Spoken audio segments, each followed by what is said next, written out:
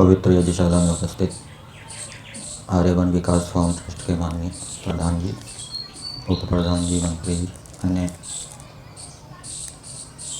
Trust के ट्रस्टीगण, धार्मिक सज्जनवृंद, वंदनीय मातृशक्ति। यजुर्वेद का 38वां अध्याय महर्षि दयानंद कृत वेद भाष्य, मंत्र संख्या 25। मंत्र है एधो असि एधीशी मही समित असि तेजो असि। इस मंत्र के अंदर परमेश्वर ने अग्नि के दृष्टांत से, अग्नि की उपमा से, समिधा के दृष्टांत से, समिधा की उपमा से, और बिजली के दृष्टांत से, बिजली की उपमा से अपने स्वरूप को बताया है कि मैं ऐसा हूँ। और वेदों के अंदर ईश्वर के विषय में जो उपमाएं दी जाती है ईश्वर को समझाने के लिए, उनको हीन उपमा कहा जाता है, क्योंकि सृष्टि का कोई भी पदार्थ ईश्वर से अधिक नहीं है, न्यून है, कम है। इसलिए जितनी भी उपमाएं दी जाएगी ईश्वर को समझाने के लिए, ईश्वर के गुणकर्म स्वभावों को समझाने के लिए, उनको हीन उपमाएं कहा जाता है। अग्नि के विषय में बताया कि जैसे अग्नि प्रकाश करती है,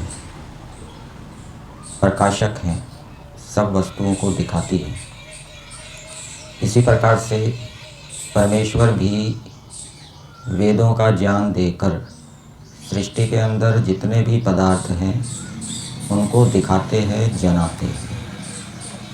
तो जैसा परमेश्वर करता है, परमेश्वर वेद विद्या को देकर सृष्टि के सभी पदार्थों के गुणकर्म स्वभावों को जनाता है, वैसे ही मनुष्यों को भी करना चाहिए।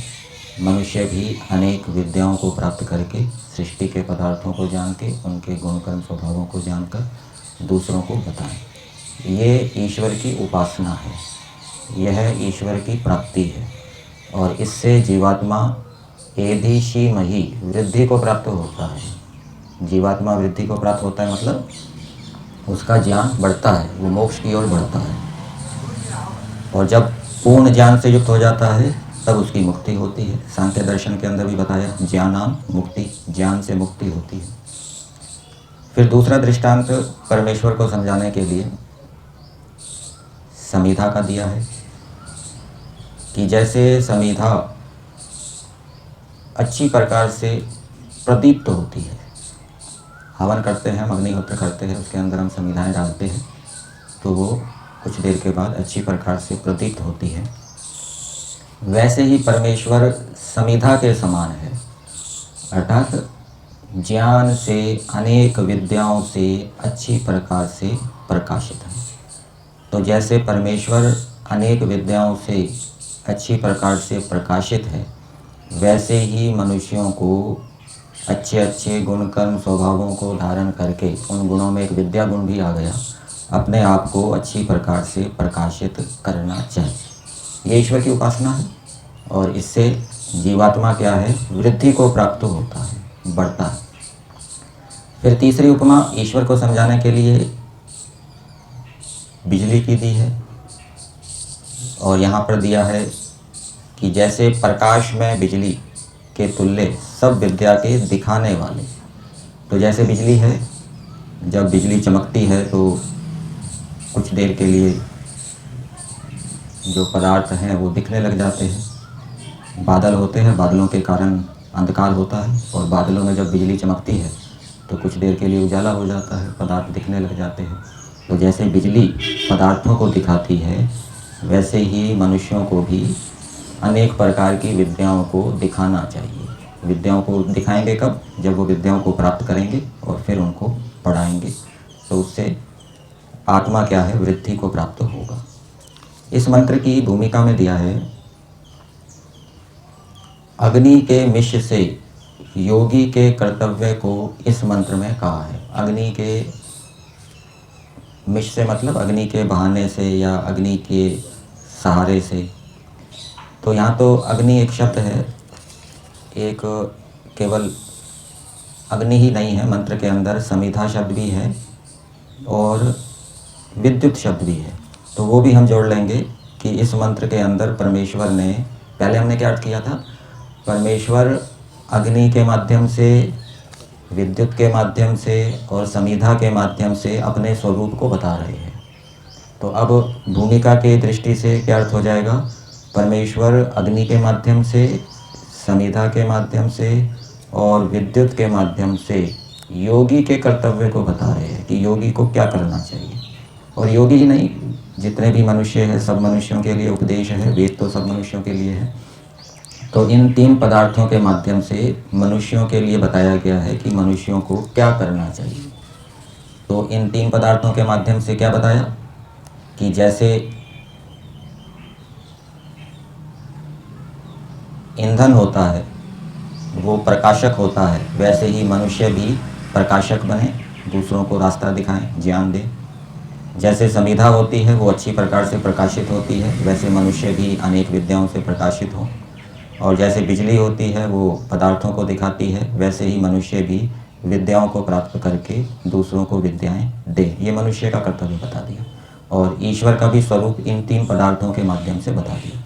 अब इस मंत्र के भावार्थ में दिया है कि हे मनुष्यों, जैसे ईंधन से और घी से अग्नि की ज्वाला बढ़ती है, वैसे उपासना किए जगदीश्वर से योगियों के आत्मा प्रकाशित होते हैं। तो जैसे जैसे मनुष्य ईश्वर की उपासना करता है, ईश्वर की उपासना करने का मतलब अपने गुण कर्म स्वभाव ईश्वर जैसे बनाता जाता है, वैसे वैसे उसका आत्मा क्या है, प्रकाशित होता जाता है, उसका आत्मा का ज्ञान बढ़ता है। तो ये मंत्र संख्या 25 के अंदर बताया। और इस मंत्र में परमेश्वर ने प्रेरणा दी है कि हे मनुष्य, तुम मेरी उपासना करो, अर्थात मेरे गुण कर्म स्वभावों को धारण करो। कुछ गुण कर्म स्वभाव यहाँ पर भी बताए हैं इस मंत्र के अंदर, और मेरे गुण कर्म स्वभावों को धारण करके अपने को बढ़ाओ, अर्थात अपने ज्ञान को बढ़ाओ और मोक्ष की ओर बढ़ो। अब मंत्र संख्या जो 26 है, यावती द्यावा पृथ्वी यावच्च सप्त सिंधवः। इस मंत्र के अंदर कुछ पदार्थों का नाम लिया है। द्यावा पृथ्वी है, समुद्र है, और इन पदार्थों का उल्लेख करते हुए ये प्रेरणा दी है कि इन पदार्थों को हे मनुष्यों तुम जानो।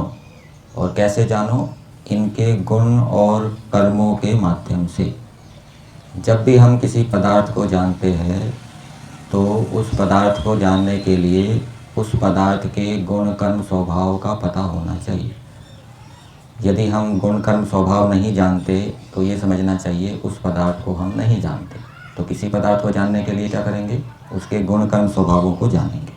तो इस मंत्र में परमेश्वर ने प्रेरणा दी है कि सृष्टि के अंदर जितने भी पदार्थ हैं, यहाँ तो कुछ उदाहरण दिया है, द्यूलोक है, पृथ्वीलोक है, समुद्र है, इनके गुण कर्म स्वभावों को जानो। कैसे जानो, कैसे जानो? एक तो वेद दिया है, वेद में भी इनका उल्लेख है संक्षिप्त रूप में। फिर परमेश्वर ने बुद्धि दी है, उस बुद्धि के माध्यम से उसका विस्तार करो, और विस्तार करके और इनके गुण कर्म स्वभावों को जानो। जानकर क्या करो, उनका उपयोग लो, उपयोग करके क्या करो, सुखी हो, अपने सुख को बढ़ाओ।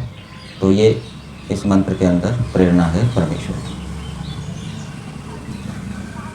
इस मंत्र की भूमिका में दिया है कि विद्वान लोग क्या करें। वैसे ये मंत्र तो सभी मनुष्यों के लिए है, तो मनुष्यों के लिए भी प्रेरणा है कि मनुष्य लोग विद्वान बन के विद्याओं को प्राप्त करके फिर सृष्टि के पदार्थों को जाने और उनके गुण कर्म स्वभावों को जाने, उनका उपयोग करके सुखों को क्या है, बढ़ाएं। मंत्र संख्या 27 मंत्र है मयि त्यक्त इंद्रियम बृहन मयि दक्षो मयि क्रतु। इस मंत्र की भूमिका में दिया है कि अब मनुष्यों को क्या वस्तु सुख देता है। यहाँ पर सुख देता है का मतलब बड़ा सुख देता है। इस संसार के अंदर कौन सी वस्तु मनुष्यों को बड़ा सुख देती है। बड़ा सुख का मतलब स्थायी सुख, क्षणिक सुख नहीं, इस रूप में समझना चाहिए। तो वो कौन कौन सी वस्तुएं मनुष्यों को बड़ा सुख देती हैं, वो इस मंत्र के अंदर उल्लेख किया है। एक तो है बृहत इंद्रियम, अर्थात जब मनुष्य की इंद्रियां अपने वश में होती है, नियंत्रण में होती है, तब उसको क्या है, बड़ा सुख प्राप्त होता है। और एक इंद्रिय भी यदि अपने विषय में आसक्त होगी तो उसके कारण उसका ज्ञान स्थिर नहीं रहेगा, और ज्ञान के स्थिर ना रहने से फिर उसको स्थिर स्थायी सुख की प्राप्ति भी नहीं होगी। तो पहली बात मनुष्यों के लिए प्रेरणा कि वो अपनी इंद्रियों को वश में करें, जितेंद्रिय बने। और ये विद्यार्थी के लिए भी आवश्यक है, अनिवार्य है। जब बालक गुरुकुल में जाता है तो उसके लिए सबसे पहले आवश्यकता यही है कि वो ब्रह्मचारी हो, ब्रह्मचारी बने। और ब्रह्मचारी का अर्थ महर्षि दयानंद जी ने जितेंद्रिय किया है कि वो अपने इंद्रियों को वश में करें। क्योंकि यदि उसकी इंद्रियां नियंत्रण में नहीं है, वो गुरु आचार्यों से जितना भी सीखेगा वो स्थिर नहीं रहेगा, वो उसके अंदर टिकेगा नहीं। जैसे घड़े के अंदर छिद्र हो तो उसके अंदर कितना पानी डाल दो वो निकल जाता है। इसी प्रकार से जो जितेंद्रिय नहीं है वो छेद वाले घड़े के समान है। उसको कितना भी पढ़ाओ सिखाओ वो उसके अंदर स्थिर नहीं रहेगा, उसको लाभान्वित नहीं करेगा। दूसरी बात बताई इस मंत्र के अंदर, बृहत दक्षो और क्रतु। ये मनुष्य लोग क्या है, बड़े बल और उत्तम कर्मों को ब्रह्मणा तेजसा सह, ब्रह्म के तेज के साथ प्राप्त हो गए। उत्तम बल अर्थात अनेक गुण कर्म स्वभावों के विषय में जो विद्या है, और उत्तम उत्तम जो भी कर्म करते हैं वो धर्म पूर्वक करें। जो भी उत्तम कर्म करते हैं वो धर्म पूर्वक करें। ये अग्निहोत्र करना भी उत्तम कर्म है, ये भी धर्म पूर्वक किया जाए। अब आप कहेंगे कि ये तो अग्निहोत्र तो स्वयं में धर्म है, ये धर्म पूर्वक क्या है? तो धर्म पूर्वक का मतलब जिस जिस सामग्री से, साधनों से हम अग्निहोत्र कर रहे हैं वो धर्म के धन से अर्जित हो, न्याय के धन से अर्जित हो, तब वो धर्म पूर्वक ये अग्निहोत्र उत्तम कर्म कहलाएगा। इसी प्रकार से और भी दूसरे उत्तम कर्म होते हैं, परोपकार के कार्य होते हैं, वो भी क्या है, धर्म पूर्वक करें। उसमें झूठ ना हो, छल कपट ना हो, स्वार्थ ना हो, अन्याय ना हो। तो जब उत्तम कर्म धर्म पूर्वक किए जाएंगे तो फिर वो महान सुख को देंगे, स्थिर सुख को देंगे। और वो धर्म पूर्वक नहीं किए जाएंगे तो वो स्थिर सुख को नहीं करेंगे। इसी प्रकार से जो बल है, अनेक गुण कर्म स्वभावों को धारण कर रहे हैं, वो भी धर्म पूर्वक धारण करें, अधर्म पूर्वक नहीं।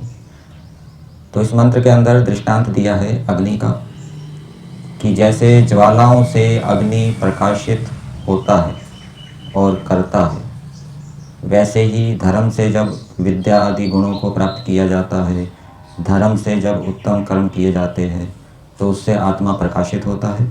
और ऐसा व्यक्ति फिर संसार के अंदर भी प्रकाशित होता है, संसार के अंदर भी उसका यश होता है। जो धार्मिक व्यक्ति है उसको महर्षि दयानंद जी ने शिरोमणि कहा है और उसका यश होता है। इस मंत्र के भावार्थ में दिया है कि हे मनुष्यों, जैसे अग्नि, विद्युत और सूर्य रूप से 3 प्रकार का प्रकाश जगत को प्रकाशित करता है। तो ये परमेश्वर ने 3 पदार्थ बनाए हैं जगत को प्रकाशित करने के लिए, अग्नि, विद्युत और सूर्य। जैसे ये 3 पदार्थ संसार को प्रकाशित करते हैं अपने प्रकाश से, वैसे ही जो धर्म पूर्वक उत्तम बल प्राप्त किया जाता है, अनेक गुण कर्म स्वभावों को धारण किया जाता है, धर्म पूर्वक जो उत्तम कर्म किए जाते हैं, और जो बुद्धि है, धर्म पूर्वक जो बुद्धि प्राप्त की है, ज्ञान प्राप्त किया है, और धर्म से संचित जो धन है, और जीता हुआ जो इंद्रिय है, अर्थात जिसकी इंद्रियां अपने वश में हैं, वो क्या है, महान सुख को देते हैं। तो मनुष्यों को यदि महान सुख चाहिए तो सबसे पहले आवश्यक ये है कि वो अपनी इंद्रियों को अपने वश में करें, कोई भी इंद्रिय किसी भी विषय में आसक्त ना हो, और फिर इंद्रियों को वश में करके अच्छे अच्छे गुण कर्म स्वभावों को धर्म पूर्वक धारण करें, तब उनको क्या है, बड़े सुख, स्थिर सुख की प्राप्ति होगी। तो ये इन मंत्रों के अंदर बताया गया है, मंत्रों का संदेश।